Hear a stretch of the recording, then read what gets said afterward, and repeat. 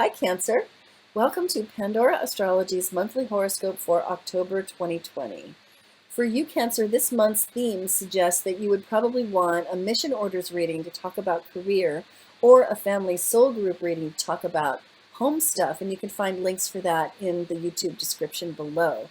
We're going to be talking about Mars, which is in your career house in retrograde, and then Venus and Mercury, and also a couple of moons that are going on. Hey, Julia, you want to get this party started? Sure, Jamie. Well, hey there, Cancer. So Mars is still retrograde in your 10th house of career and authority figures all month. Ooh, Now, Mars has been in this house for a few months right now, so you should also look at our August and September horoscopes to learn more information about how this cycle is going to feel.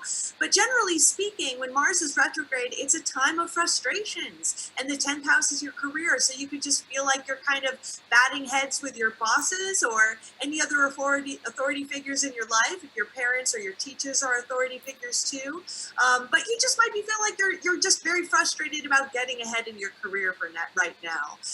And we also have a video about the Mars retrograde cycle and how it affects the world at large too, so you should totally check that out in our pandemic news playlist.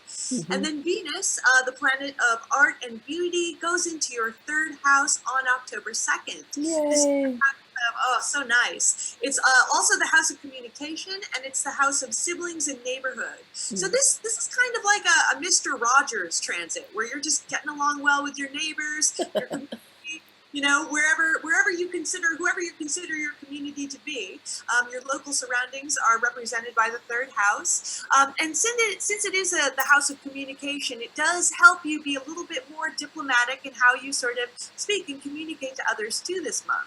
Then Mercury goes retrograde on October 13th, and this is all happening in your fifth house. The fifth house is the house of children, and it's also the house of games too.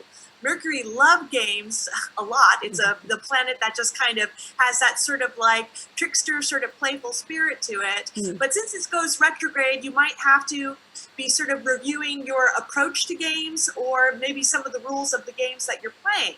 And since the fifth house is also our children, if you have any children, there might be some miscommunications with them as well, Mm. or maybe they're embodying the trickster spirit a little too much. Or struggling with homeschooling as well. Yeah, that's a very good point, since Mercury also represents education. Mm.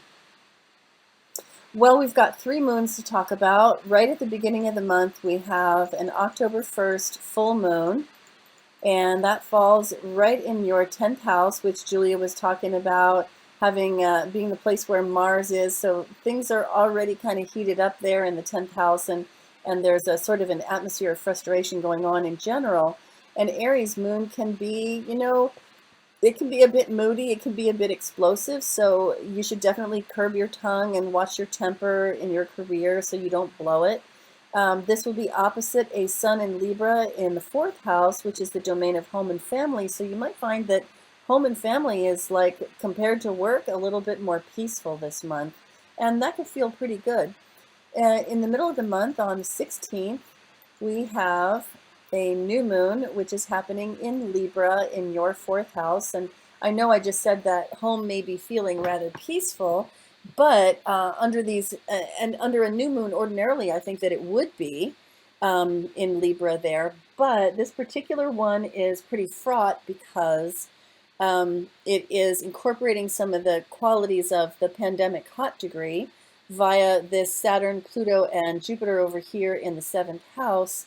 And if you've been struggling during this pandemic year, you definitely might want to check out our video called The Spiritual Lesson of the COVID-19 Pandemic Hot Degree, which is in our pandemic news playlist, like Julia mentioned.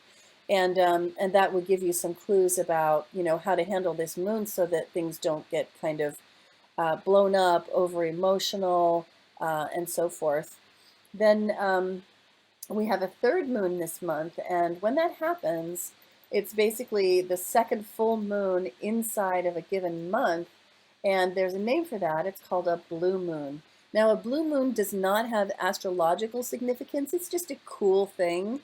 And this being on Halloween, I think that that adds its own kind of significance. So this one, we're calling it Mostly Tricks, a Few Treats, because the moon in Taurus is hanging out with Uranus here in your 11th house, opposed the sun in Scorpio. Now, it's hard to feel really secure when Uranus is in Taurus, and it's going to be there for about 5 more years.